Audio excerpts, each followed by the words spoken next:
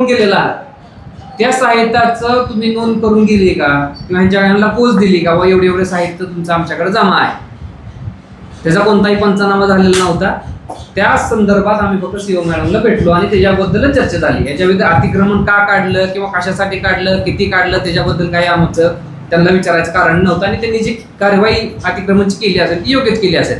अशीच कारवाई आम्ही तर उलट मॅडमला शुभेच्छा दिल्या की तुम्ही पूर्ण जिथं जिथं मॅडमचा आदर्श घेऊन बाकीच्या सगळ्या गावांनी आदर्श घेतला पाहिजे की एक महिला अधिकारी अशा पद्धतीने अतिक्रमण काढून घेते आणि नागरिकांसाठी सगळ्या गोष्टी खुल्या करून देत आहे. त्याबद्दल त्यांना शुभेच्छा दिलेल्या आहेत, ते पण आपल्या रेकॉर्डिंग मध्ये. आणि हा बरोबर आहे. अजून एक आम्ही त्या दिवशी त्यांना विचारणा केली की याच शॉपिंग सेंटरमध्ये या नगरसेवक आहेत सध्या कार्यरत आहेत, आजीनाथ माळी यांचा देखील गाळा याच शॉपिंग सेंटरमध्ये आहे, त्यांना देखील नोटीस काढलेली आहे. मग असं असताना आम्ही त्यांच्यावर का कारवाई केली नाही? कारण ज्या नगरसेवकाच्या अतिक्रमण आहे त्यानं नगरसेवक पदावर असताना ज्याचं अतिक्रमण आहे अशा अतिक्रमण असणाऱ्या नगरसेवकाचा रिपोर्ट का पाठवला नाही तुम्ही? तुम्हाला ज्ञात होतं, तुम्हाला माहीत होतं की हा नगरसेवक सत्तेत आहे आणि त्या नगरसेवकाचं अतिक्रमण आहे, असं असताना तुम्ही त्याच्यावर का कारवाई केली नाही? हा एक प्रश्न आम्ही त्या दिवशी त्यांना विचारला. आणि आम्ही त्यांना प्रश्न विचारला की या गावामध्ये ज्या नगराध्यक्षाने आमचा निषेध केला, आम्ही काय हे केलं म्हणून, परंतु त्यांचं स्वतःचं अतिक्रमण त्या सरकारी जागेमध्ये गाड्या लावायसाठी पार्किंगसाठी शेड मारलं गेलेलं आहे, मग त्यांच्यावर कारवाई करणार का? हा देखील आम्ही त्यांना प्रश्न विचारला त्या दिवशी, कारण तो आम्ही नागरिक म्हणून आमचा अधिकार आहे.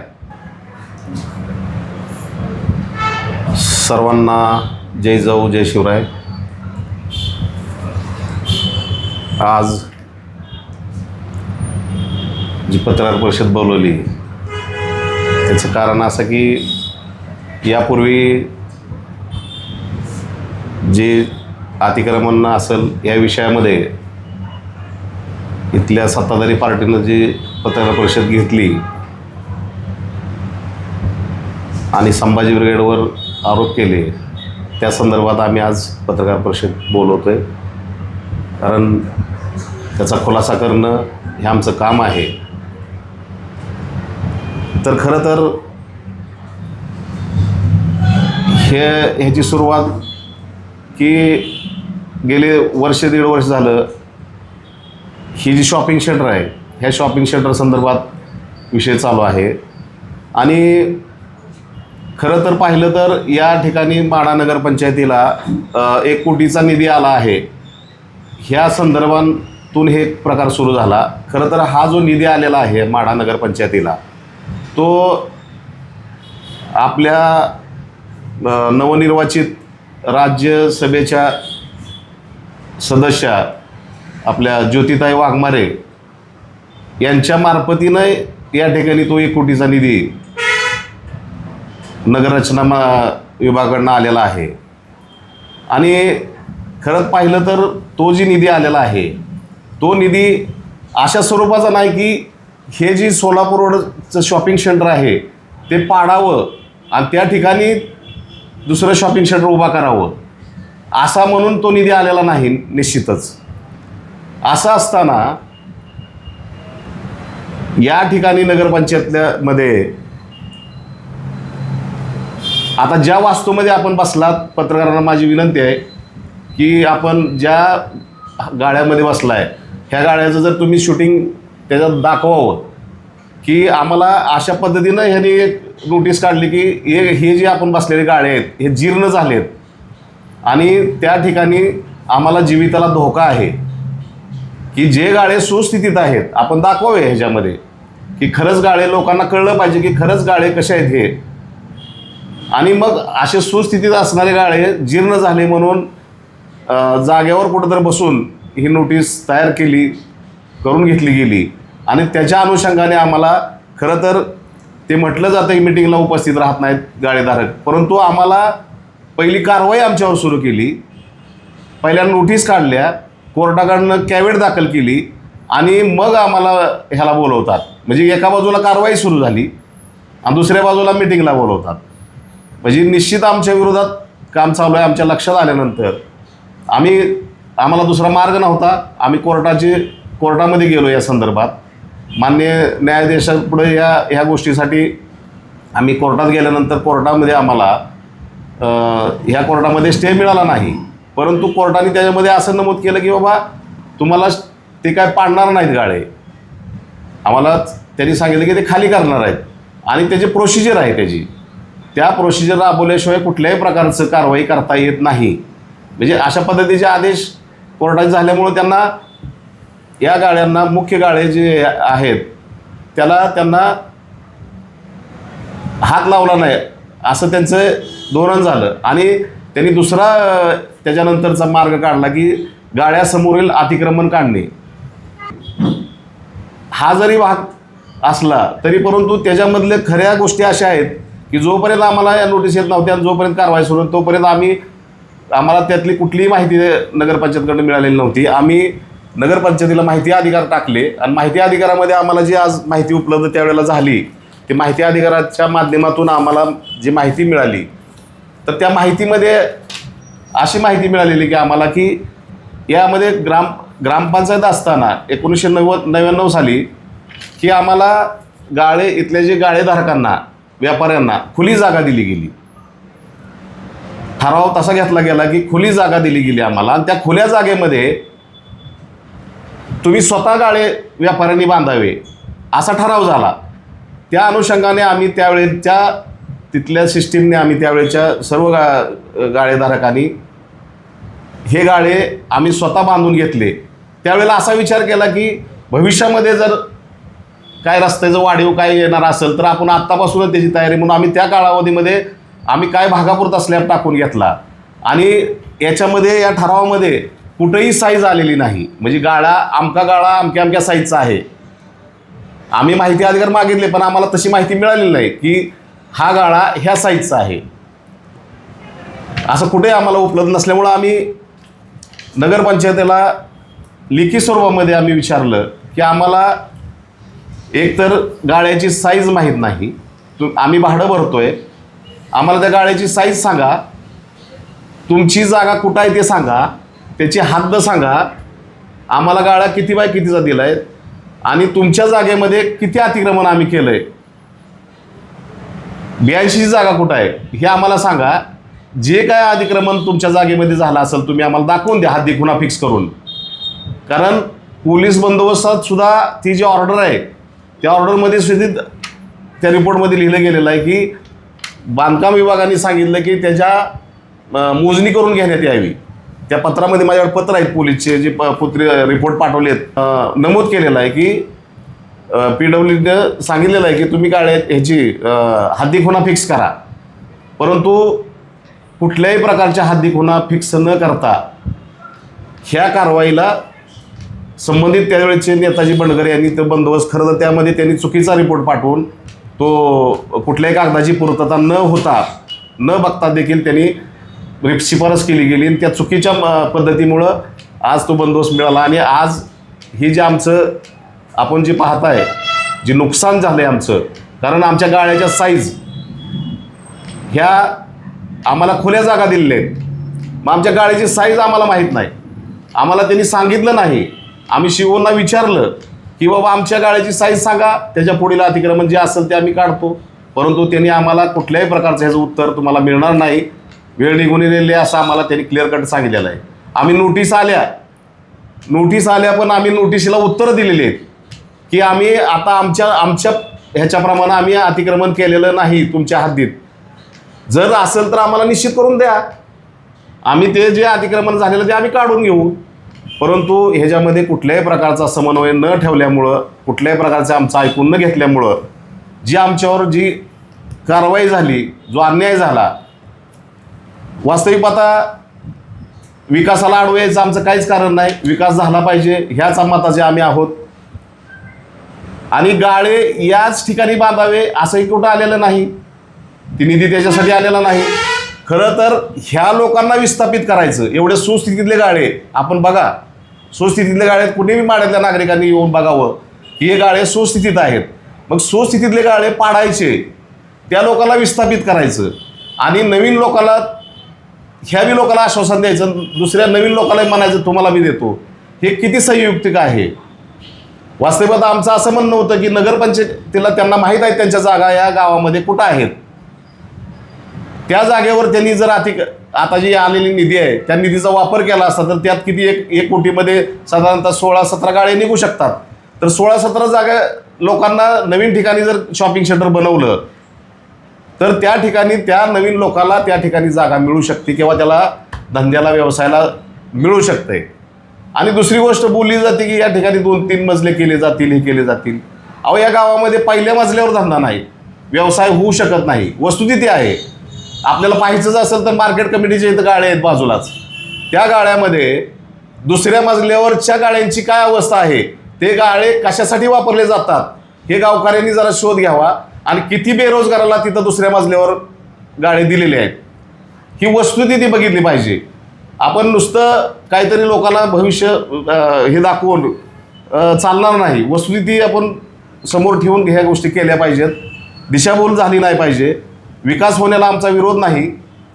आणि त्या पद्धतीनं आमच्यावर विनाकारण आमच्या प्रश्न 2च होते आणि त्यांना आम्ही लेखी स्वरूपामध्ये दिलं होतं की बाबा आम्हाला हे आम्ही लेखी दिलेलं आहे त्यांना की आम्हाला तुम्ही ही सांगा किती तुमची साईज सांगा आम्हाला की आम्ही आमचे. आणि विशेष म्हणजे कोर्टामध्ये त्याचं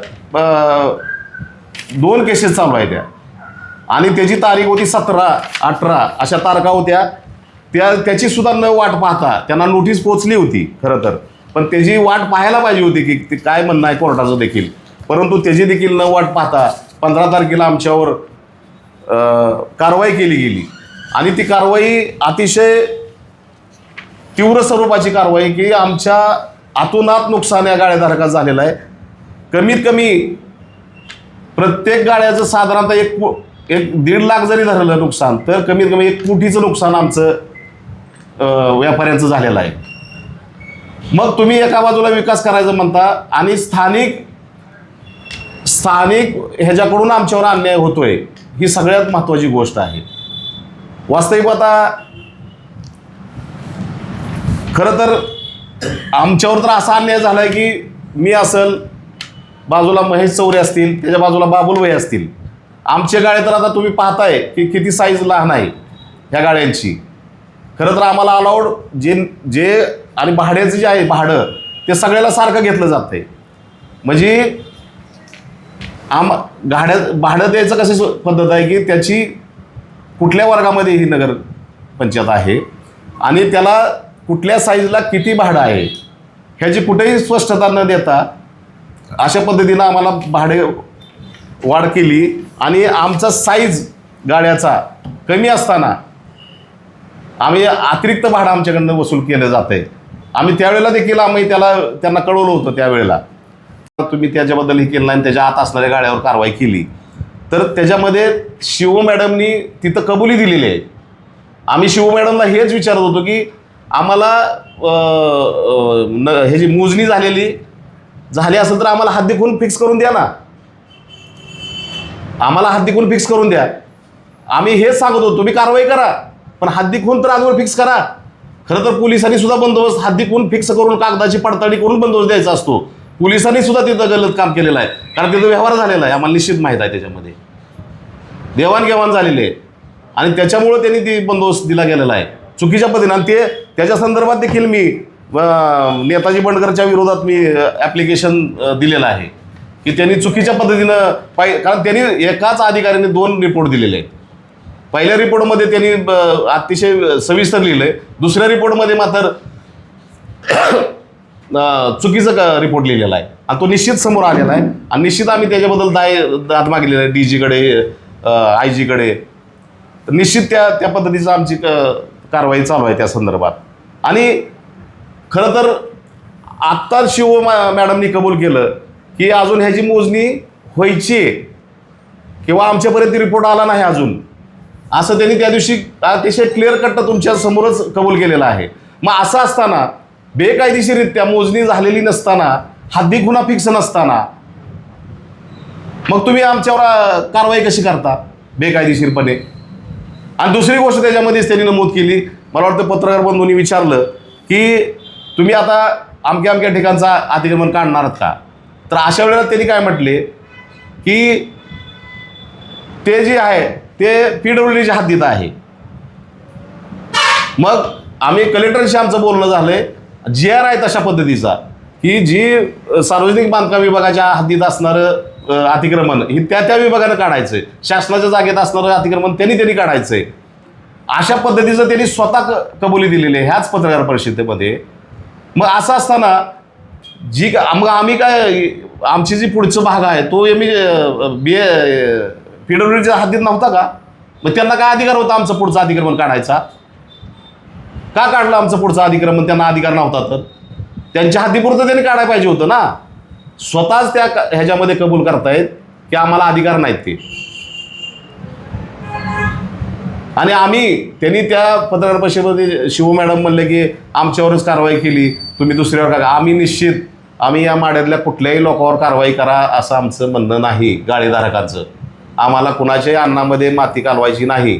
आम्ही उलट त्यांच्या बाजूने आम्ही उभारू, परंतु त्यांच्यावर गांडांतर येईल असं आमच्याकडून कुठलंही कृत्य घडणार नाही. परंतु आम्हाला जाणीवपूर्वक त्या पद्धतीनं पुढे नेण्याचा प्रयत्न केला जातो. आणि ही जी कारवाई झाली ही सुडापोटी राजकीय हेतूने आम्ही माननीय अभिजित आबा पाटील यांना गेलेल्या विधानसभेमध्ये संभाजी ब्रिगेडनं आमच्या पक्षाने त्यांना पाठिंबा दिला होता आणि त्यांच्या विजयामध्ये आमच्या संभाजी ब्रिगेडच्या सर्वांचं कार्यकर्त्यांचं त्याच्यामध्ये योगदान आहे.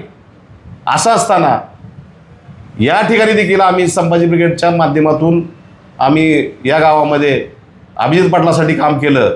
हा राग मनामध्ये धरून आमचं ऑफिस पाडलं गेलं. नाहक या लोकांबरोबर कारवाई केली गेली.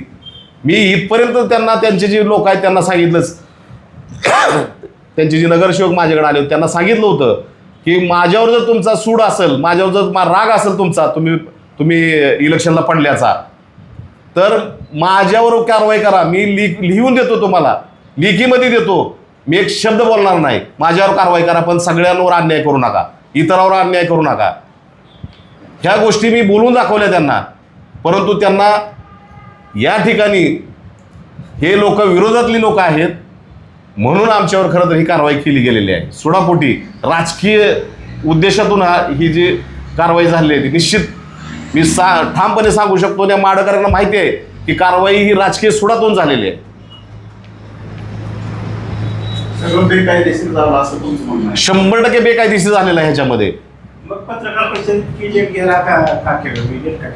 हां, तर निश्चित पहिली जी पत्रकार परिषद झाली तर त्याच्यानंतर मी परवा ज्यावेळेला पत्रकार परिषद बोलवली होती, मला वाटतं गेल्या सोमवारी का काहीतरी ती बोलवली होती, आपल्याला सांगितलं होतं. परंतु आपण कुठंतरी बिझी होता एका ठिकाणी. सगळेच पत्रकार न्यायालयामध्ये सगळीच त्या ठिकाणी त्या टायमिंगला बिझी असल्यामुळं निश्चित त्या दिवशी पत्रकार परिषद कॅन्सल झाल्यामुळं लेट झालेला आहे, बाकी काय नाही.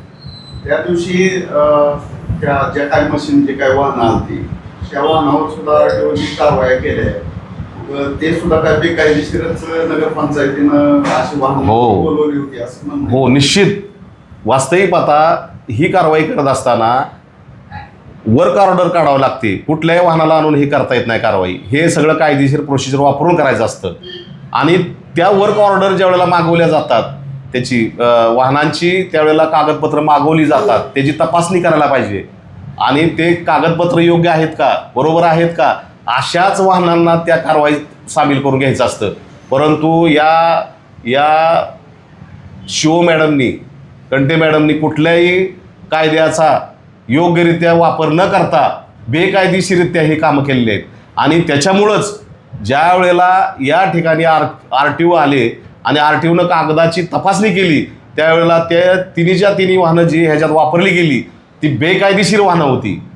आणि त्याच्या पुढची गोष्ट की ही वाहनं ज्यावेळेला RTOनं लावली बाजूला निघून पोलीस स्टेशनला, त्याच्यानंतर त्यांनी अतिरेक कर म्हणजे काय केला की कुठलीही परवानगी न घेता, कुठलंही वर्क ऑर्डर नसताना, कुठल्याही वाहनाला कायदेशीर बाजूनं न आणता त्यांनी एका इथल्या उंदरगावच्या एका JCB वाल्याला खोटं सांगून या ठिकाणी आणून त्याच्याकडनं बेकायदेशीर कारवाई करून घेतलेली आहे. बेकायदेशीर वाहन आहे ते, त्याच्यावर देखील आम्ही कारवाई करण्याचं हे केलेलं आहे. त्या वाहनावर सुद्धा कारवाई व्हायला पाहिजे, कारण ते बेकायदेशीर वाहन आहे. कुठल्या अधिकारातनं तुम्ही ते वाहन आणलं? तुम्हाला ते अधिकार आहेत का ऐन वेळेला तुम्ही वाहन आणायचा? आणि त्या दिवशी RTOने ते बेकायदेशीर वाहन आहे त्यांना दंड केलेला आहे. मग तुम्ही किती बेकायदेशीर कामं केलेली आहेत? तुम्ही हद्दी गुन्हा फिक्स करत नाही. आम्ही विनंती करतोय, पूर्वी तुम्हाला सांगतोय की आम्हाला लेखीमध्ये सांगतोय, तोंडी सांगतोय, न्यायालयामध्ये प्रकरण सांगतोय, न्यायालयाची नोटीस केलेली असताना न्यायालयाचा अवमान केलेला आहे. म्हणजे कुठलीही बाजू त्यांनी कायदेशीररित्या केलेलं नाही, सगळं बेकायदेशीर काम केलेलं आहे. आणि हा लढा आमचा निश्चित या प्रशासनाच्या विरोधात निश्चित पुढच्या काळामध्ये राहील. आज तुम्ही आता नगराध्यक्षांचा निषेध केला की संभाजी ब्रिगेडनं हे असं कुठलेही धमकीवाचा इशारा कुठला दिलेला नसताना सीओना नगराध्यक्षांनी तुमचा निषेध केलेला आहे. त्याविषयी परत तुमची काय भूमिका राहणार आहे? नगराध्यक्षांकडनं तुमची काय अपेक्षा असणार? खरं तर त्यांच्याकडनं ह्या वक्तव्याची किंवा संभाजी ब्रिगेडचा निषेध करण्याची अपेक्षा आम्ही केली नव्हती, कारण वास्तविक आता त्यांना ह्या प्रकरणाविषयी काही माहिती नसताना, माहिती न घेता त्यांनी जे त्यांच्या गैरसमजुतीतून त्यांनी जे आमच्या संभाजी ब्रिगेडवर जी म्हणजे बदनामीकारक की आमचं वर्तन, खरं तर वर्तन आम्हाला पाहायचं असेल तर तुम्हाला ते व्हिडिओसुद्धा आम्ही तुम्हाला देऊ शकतो आम्ही तुम्हाला, की आम्ही काय तिथं गैरवर्तन केलं. खरं तर हा आमच्यावर नाहक आरोप आहे. एक चांगल्या चारित्र्यवान पक्षावर, संघटनेवर हे आहे. तर आम्ही निश्चित परत एकदा नगराध्यक्षाचा आम्ही निषेध करतो की न माहिती घेता, त्यांनी माहिती घेऊन आमच्यावर आरोप केला असता आम्ही तो मान्य केला असता. परंतु माहिती न घेता, त्यांना कुठलीही गोष्ट माहीत नसताना, त्या चेंबरमध्ये ते उपस्थित नसताना, आमच्या म्हणजे जिथं आम्ही कॅबिनमध्ये जे आत्ता आम्ही जे आमच्या जिल्हाध्यक्षांनी बी नमूद केलं आणि ज्या काय गोष्टी जे काय नगरसेवकावर कारवाईचा रिपोर्ट का पाठवला नाही तुम्हाला माहीत असताना, हा का पाठवला नाही, आणि ह्याच्या संदर्भात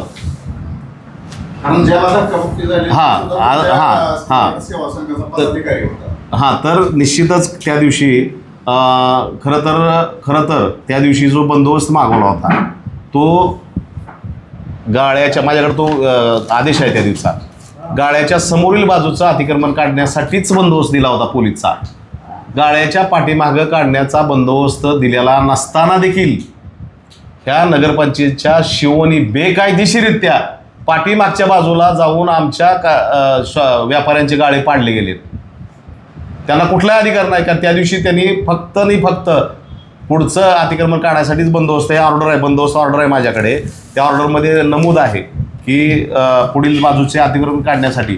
आणि ज्यावेळेला आम्ही त्या अधिकाऱ्याच्या निदर्शनाला आणून दिलं की बाबा पुढील बाजूलाच पोलीस बंदोबस्त तुम्ही दिला असताना तुम्ही मागच्या बाजूला कसा काय बंदोबस्त देऊ शकता म्हटल्यानंतर अधिकाऱ्याच्या लक्षात आल्यानंतर त्यांनी ऑर्डर पाहिल्यानंतर त्यांनी जाऊन ती कारवाई थांबवली.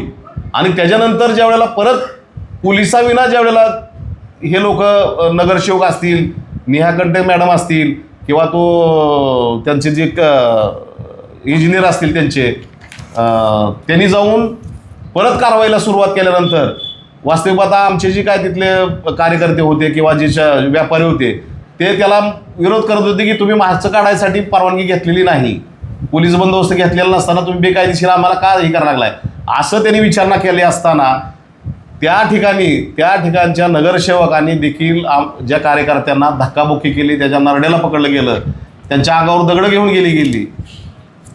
म्हणजे सत्तेत असणारे नगरसेवक देखील दादागिरी करतात, अधिकारी त्यांना दादागिरी करायला प्रोत्साहन देतात. शिव मॅडमकडनं हे खरं तरी अपेक्षा नव्हत्या. उलट जबाबी आमच्यावर ते आरोप करतायत. उलट जबाबी त्यांनी आणि त्याचे व्हिडिओ आहेत की नगरसेवकांनी कशा पद्धतीचे त्या संबंधित ह्याच्यावर गचाट्या देऊन त्याला दगडं हातात उचलून त्यांच्यावर दादागिरी केलेली आहे. उलट करवी आमच्यावर दादागिरी केली, आमच्यावर अन्याय केला असताना आज आम्हालाच तुम्ही मग गुन्हेगार ठरवायला लागलात. ही कदापि आम्ही सहन करणार नाही. निश्चित संभाजी ब्रिगेड याचं उत्तर पुढील काळामध्ये निश्चित देणार. पॉलिसी डिसिजनमध्ये आमदार येतातच ना, आमदारांना बाहेर कसं ठेवू शकता तुम्ही? त्या पॉलिसी डिसिजनमध्ये आमदार आहेत, कॅबिनेटमध्ये ते हे सगळ्या आमदाराच्या संमती घेऊनच हे असे ठराव किंवा असे काही निर्णय घेतले जातात.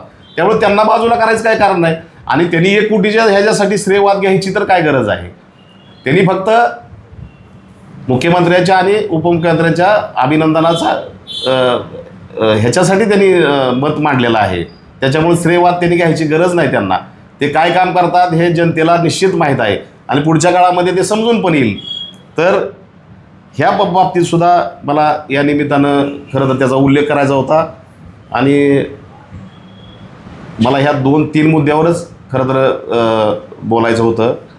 तर आपले जर काय प्रश्न असतील तर विचारू शकता. की न माहिती घेता त्यांनी माहिती घेऊन आमच्यावर आरोप केला असता आम्ही तो मान्य केला असता. पण तू माहिती न घेता त्यांना कुठलीही गोष्ट माहीत नसताना त्या चेंबरमध्ये ते उपस्थित नसताना आमच्या म्हणजे जिथं आम्ही आणि खरंच जर सांगायचं झालं तर त्यांनी अजून एक म्हटलं गेलं की त्याच्यामध्ये की आम्ही त्या दालनामध्ये शिवच्या दालनामध्ये आम्ही जबरदस्तीनं घुसलो. निश्चित तिथं CCTV असतील बाहेर तुम्ही पाहू शकता. त्या दिवशी आम्ही सर्व आमची नेते मंडळी दरवाजाच्या बाहेर वरांड्यामध्ये उभा होती आणि तिथं जी संबंधित शिपाई ती ताई आहे त्या ताईंनी स्वतः शिवना जाऊन विचारलं की ते लोक आलेत तुम्हाला भेटायला. त्याच्यानंतर शिव मॅडमनी सोनवणे म्हणून त्यांचं जे इंजिनियर आहेत त्यांना बोलून आत बसवलं आणि त्याच्यानंतर आम्हाला त्यांनी कॉल केला की या तुम्ही सगळे या म्हणल्या त्या आत. त्यांनी असं काय त्या 4-2 आम्हाला असं काय बोलले नाहीत, आम्हाला या म्हटल्या. उलट करवी आमच्या जी कार्यकर्त्यांना ज्याला जेवढं त्या रूममध्ये छोटी रूम असताना त्या रूममध्ये जेवढ्याला बसता येईल एवढ्या खुर्च्या बाहेरून त्यांनी मागवल्या. शिवनीनं आम्हाला आमच्या कार्यकर्त्यांना त्यांनी बसवून चर्चा झालेली आहे. वास्तवात आम्ही घुसून वगैरे असं काही केलेलं नाही. आम्ही कुठंही घुसून अशा जबरदस्तीनं कुठल्याही कारवाई करणाऱ्यापैकी आम्ही नाही. कारण सगळ्या महाराष्ट्राला माहीत आहे, सगळ्या अधिकाऱ्यांना माहिती आहे की संभाजी ब्रिगेड ही कशा पद्धतीनं काम करतंय, रिस्पेक्टिव्ह कसं काम करतं, योग्य कायदेशीर काम कसं करतं ही सगळ्या पुऱ्या महाराष्ट्राला माहीत आहे. त्याच्यामुळे नेमका सदरचा प्रकार काय घडला होता तिथं, कारण सदरच्या किती केली की उल्लेख आहे. हां, मग आम्ही त्यांना हेच वारंवार आम्ही माहितीच्या अधिकारात सुद्धा माहिती मागितलेली आहे यापूर्वी की बाबा आम्हाला आमच्या ह्याच्याविषयीचे काय संबंधित असणारे पेपर्स आम्हाला द्या. आता ही जी ठराव आहे हे तुम्हाला बघायला मिळेल. ह्या ठरावामध्ये क्लिअर कट त्यांनी दिलेला आहे की आम्हाला खुल्या जागा दिलेल्या आहेत. त्या खुल्या ह्याच्यावर ठराव घेतलेला आहे. त्या कुठेही उल्लेख नाही तुम्हाला एवढ्या साईजच्या जागा दिल्यात तेवढ्या साईजच्या जागा. आम्ही त्यावेळेला आमच्या पद्धतीनं आमच्या ताकदी होत्या, आमच्या जी काही परिस्थिती होत्या त्याप्रमाणे आम्ही त्यावेळेला गाळे ही बांधून घेतले. परंतु आम्हाला त्यावेळेला असं आम्ही ठरवलं की सगळ्या व्यापाऱ्यांनी की पुढची जागा आहे ती पुढची जागा आपण वापरू शकतो आणि ती त्या पद्धतीनं आम्ही त्यावेळेला ती जागा वापरतोय ॲक्च्युली. आणि ते खरं तर ते अतिक्रमण नाही आमचे. तर आता गाळे नेमका काय प्रकार तिथं सदरचा घडला होता, ज्या पद्धतीनं नगरपंचायत कार्यालयाच्या बाहेर तुम्ही जमावानं आतमध्ये गेल्याचं सांगण्यात आलं की ते सदरचा CCTV नगरपंचायत प्रशासनाकडे आहे. मात्र केबिनमध्ये नेमकं काय घडलं असं की जेणेकरून आपला नगराध्यक्ष असतील किंवा नगराध्यक्षांनी थेट पत्रकार परिषदेत आपला आणि संभाजी ब्रिगेडचा जाहीर निषेध जो आहे तो नोंदवला. नेमकं काय आणि या संदर्भातले काय तुमच्याकडे क्लिप्स वगैरे काय आहेत? हो, निश्चित आमच्याकडे ती क्लिप्स आहे. ज्या काय आम्ही बोललो या संभाषणाची क्लिप आहे आमच्याकडे. आणि आम्ही खरं तर ज्या काय नियम असतात ऑफिसमध्ये जाण्याचं एवढे मॅनर्स संभाजी ब्रिगेडला निश्चित आहेत. कारण संभाजी ब्रिगेडचा कार्यकर्ता हा प्रशिक्षित कार्यकर्ता आहे. तो निश्चित एखाद्या अधिकाऱ्याच्या दालनामध्ये जाताना त्याची जी काही नियम आहे त्याच्यानुसार संबंधित त्या दारातल्या शिपायांना त्या ताईंना त्यांना सांगून आत त्यांनी ज्यावेळेला निरोप दिला आणि त्यांनी आम्हाला निरोप देऊन आत बोलवून घेतलं. त्याच्यानंतर आम्ही सगळे लोक आत गेल्यानंतर आम्ही शिस्तीत आम्हाला खुर्च्या पण त्यांनी कमी जास्त होत्या त्या मागवून घेऊन आम्हाला खाली बसवलं त्यांनी. आणि त्याच्यानंतर आमचं संभाषण सुरू झालं. आणि आम्ही संभाषणमध्ये त्यांना खरं तर निवेदन द्यायचं वगैरे आमचं काय कारणच नव्हतं. कारण कारवाई त्यांनी केली होती आमच्यावर. त्याच्यामुळे त्यांना काय आम्ही निवेदन, कारण त्यांच्याकडे न्याय मिळण्याच्या अपेक्षा आमच्या केलेल्या होत्या. त्यामुळे त्यांना निवेदन द्यायचा विषयच नव्हता त्या दिवशी. फक्त त्या दिवशी ज्या कार्यालयातून आमच्या शॉपमधून ज्या काय वस्तू, जी काय कॅश काउंटर, TV असेल, अन्य सगळ्या वस्तू ह्या सगळ्या इथून नेहल्या. ह्या कुठल्या अधिकारातून नेहल्या पंचनामा तर केला का त्याचा? बरं, माणूस आमचा ओरडून सांगतोय तुम्हाला, त्याची व्हिडिओ क्लिप आहे पोलिसासमक्ष की त्याच्यामध्ये कॅश आहे, कॅश आहे, कॅश आहे, हजारो वेळा म्हणलं असेल. त्याच्यामध्ये ज्वेलरी आहे माझी, हे मी ओरडून सांगत असताना त्यांनी त्याचा पंचनामा केला का? कुठल्याही कायदेशीर बाजू न वापर करता जबरदस्तीने त्या माझं साहित्य घेऊन गेलेलं आहे, जबरदस्तीने नेलेलं आहे, निश्चित जबरदस्तीने नेलेलं आहे. संभाजी ब्रिगेडच्या कार्यालयाची परवानगीच नाही, परवानगी नसताना कार्यालय छापण्यात आलं. अनेकदा तुम्हाला नोटीस देखील देण्यात आला की काढून घ्या विकासाच्या दृष्टिकोनातून. मग असं असताना आणि दुसरीकडे प्रशासकीय महिला अधिकाऱ्यांना आरेरावीची भाषा म्हणजे मोठ्या आरेवाची भाषेत तुम्ही बोलणं केलं नेमकं. निश्चित मी त्याचं खंडन करतो. कुठल्याही आरवच्य भाषेत आम्ही कुणीही कार्यकर्ता बोललेला नाही. आमच्यातला महिला अधिकारी असल्यामुळे त्याचा फायदा घेतला जातो असं वाटतं. हो, असं निश्चित आहे, निश्चित आहे. कारण आमची जी मुस्कटदाबी झाली या गावामध्ये, या नगरपंचायतीमध्ये, ह्याच कारणामुळे मुस्कटदाबी झालेली आहे. आम्हाला आमच्या प्रश्नाची उत्तरच मिळाली गेली नाहीत. तिथं आम्ही ज्या वेळेला तिथं गेलो आम्हाला त्याची उत्तरच मिळाली नाहीत, त्याची माहिती मिळालेली नाही. आम्ही तेच विचारत होतो. आमचे विचाराचे प्रश्न सुद्धा दुसरे नव्हते. आमचे प्रश्न काय होते की आम्हाला हद्दी खूण आमची सांगा, आमची गाड्याची साईज सांगा, आमचं अतिक्रमण किती आहे सांगा, ह्याची उत्तरं आम्हाला मिळत नव्हती.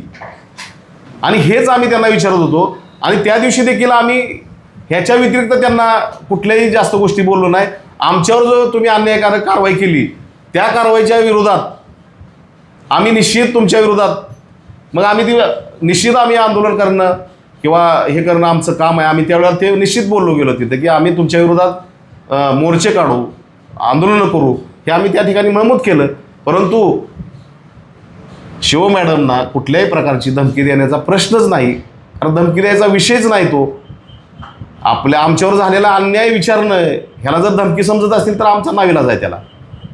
आणि या ठिकाणी तुम्ही जे विचारलं की संभाजी ब्रिगेडच्या ऑफिसची परवानगी वगैरे, निश्चित या ठिकाणी मी संभाजी ब्रिगेडचा राज्याचा संघटक म्हणून काम करतोय, कोल्हापूर सांगलीचा संपर्क प्रमुख म्हणून काम करतोय. असं असताना या ठिकाणी माझा व्यवसाय 1 ग्रॅम ज्वेलरीचा आहे. याच ठिकाणी मी बसलेला असतो. याच ठिकाणी मी जिथं बसेल तिथं माझं ऑफिस चालू होतं. त्याच्यामुळं मला ह्याचं भाडं भरतोय, ह्याच्या परवानग्या निश्चित आहेत. मला त्याच्यासाठी वेगळं काहीतरी परमिशन घ्यायची गरज, आवश्यकता नाही ना त्याची काय कार्यालयाची. माझं तर पूर्णपणे बेचिराग करून टाकलं की सूडबुद्धीनं. खरं तर हे संभाजी ब्रिगेडचं ऑफिस आहे. निश्चित संभाजी ब्रिगेडचं आम्ही काम करतो आणि या ठिकाणून आम्ही आमचा व्यवसाय बी करत होतो, संभाजी ब्रिगेडचं बी काम करत होतो.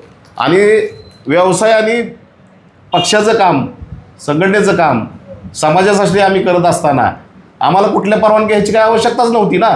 कारण आम्ही दुकानचं परमिशन घेतलेलं होतं. त्यात आम्ही ऑफिस, आमच्याकडे येणाऱ्या लोकांचा संपर्क आम्ही तसाच साधणार ना त्यांच्याशी. त्याच्यामुळं तो प्रश्नच नाही आम्ही कुठली परमिशन स्पेशली संभाजी ब्रिगेडच्या ह्याच्यावर घ्यायची. ऑलरेडी भाडं आम्ही तर असं ह्या बाजूने भरतोयच ना.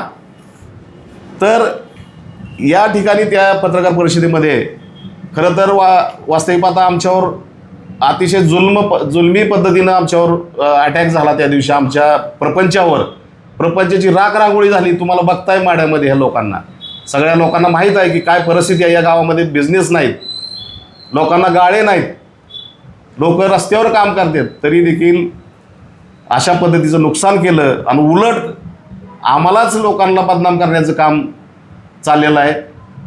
आणि खरं पाहिलं तर त्या दिवशी, ज्या दिवशी कारवाई झाली आमच्यावर, त्याच्या दुसऱ्या दिवशी आम्ही आमच्या संभाजी ब्रिगेडचे आमचे सर्व नेते मंडळी या ठिकाणी भेटीसाठी आले असता आणि सगळी हकीकत त्यांना माहिती झाल्यानंतर आम्ही पोलीस स्टेशनला गेलो. तसंच म्हणजे आमच्या व्यथा सांगण्यासाठी तिथं आम्ही निवेदन दिलं. आणि ज्या शिवोने आमच्यावर कारवाई केली होती मी ह्या ठिकाणी ओरडून सांगत होतो पोलिसांसमोर. 4 अधिकारी मला त्या ह्याच्या बाहेर माझ्या शॉपच्या बाहेर काढून मला जबरदस्तीनं नेत असताना मी सांगत होतो की माझा कॅश काउंटर आहे, माझी ज्वेलरी आहे, त्याच्यामध्ये 1 ग्रॅम ज्वेलरीचा माझा व्यवसाय, पैसे काउंटरमध्ये आहेत, माझ्या वस्तू आहेत, बिलं आहेत त्याच्यामध्ये. सगळ्या वस्तू अक्षरशः माझ्या त्या भरून नेल्या जात होत्या. मी वरडून सांगत होतो की माझ्यावर विनाकारण अन्याय करताय तुम्ही. असं असताना कुणीही ऐकून घेतलं नाही.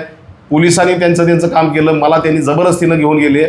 आणि असं असताना मी एवढं वरडून सांगत असताना त्या पद्धतीचे व्हिडिओ देखील आहेत त्या दिवशीचे, की हे सगळं बेकायदेशीर तुम्ही काम करताय. कुठल्याही प्रकारचा पंचनामा किंवा त्या वस्तू नेल्या त्याचं कुठल्याही प्रकारची माहिती न देता माझ्या इथून जबरदस्तीनं वस्तू घेऊन गेलेल्या आहेत. सगळं सामान घेऊन कॅश घेऊन गेलेले आहेत. असं असताना त्या दिवशी पंचनामा झाला नाही. अजिबात केला नाही पंचनामा त्या दिवशी. मला तर पोलीस घेऊनच गेले आणि कुठलाही पंचनामा न करता गाडीत त्यांच्या जी काय फोर्स आणला होता त्यांनी म्हणजे त्यांचे जे कामगार होते सगळे नगरपंचायतचे, दाखल केलं का? आम्ही त्याच्यात दाखल केलेलं. आम्ही पोलिसांकडे त्या पद्धतीचा अर्ज सेपरेट दाखल केले का? हो केलेलं. हो, आम्ही न्यायालयात देखील आम्ही त्याचा कालावधी असतो. त्या कालावधी संपल्यानंतर आम्ही न्यायालयात देखील त्या संदर्भात दाखल करणारच आहोत.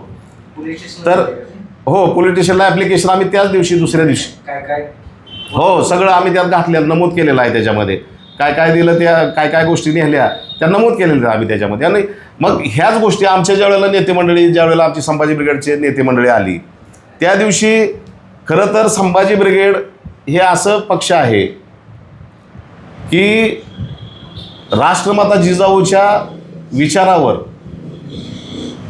छत्रपती शिवाजी महाराज, छत्रपती संभाजी महाराज, डॉक्टर बाबासाहेब आंबेडकर, अण्णाभाऊ साठे, अहिल्याबाई होळकर, महात्मा ज्योतिबा फुले या सर्व महामानवाच्या विचारावर चालणारा हा पक्ष आहे. खरं तर कुठल्या स्त्रियांचा दमदाटी करणं तर सोडाच, साधा शाब्दिक सुद्धा अवमान करणे ही संभाजी ब्रिगेडनं कधी केलेलं नाही, करणार नाही. परंतु आम्हाला दुर्दैवानं म्हणावं लागतंय, या नगरपंचायतच्या नगराध्यक्ष सन्माननीय मिनलताईंनी खरं तर आमच्यावर चुकीच्या पद्धतीनं आमच्यावर आरोप केले. कारण ज्यावेळेला आम्ही शिवणला भेटायला गेलो त्यावेळेला त्या तिथं उपस्थित नव्हत्या. खरं तर त्यांच्यासमोर कुठलीही घटना घडलेली नसताना त्यांनी बिनबुडाचे आमच्यावर आरोप केले. आम्हाला त्यांनी जर माहिती घेऊन आरोप केले असते तर आम्हाला बरं वाटलं असतं. परंतु त्यांनी कुठल्याही प्रकारची माहिती न घेता आमच्यावर संभाजी ब्रिगेडच्या पक्षाची बदनामी केली. त्याच्यामुळं आम्ही त्यांचा पहिल्यांदा संभाजी ब्रिगेडकडनं निषेध करतो आम्ही त्यांचा.